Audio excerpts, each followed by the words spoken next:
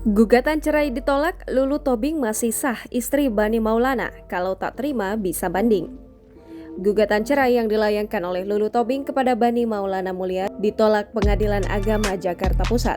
Diketahui sidang lanjutan perkara cerai artis senior Lulu Tobing dan Bani Maulana Mulia kembali digelar di Pengadilan Agama Jakarta Pusat pada Selasa 14 September 2021, dilakukan secara online dan tidak dihadiri kedua belah pihak. Oleh karena itu, pasangan suami istri ini masih sah berstatus sebagai suami istri setelah melakukan 13 kali sidang.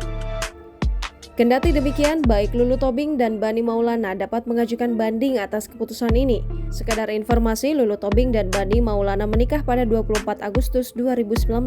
Setelah hampir 2 tahun bersama, Lulu memutuskan mengajukan gugatan cerai tepatnya pada 18 Mei 2021.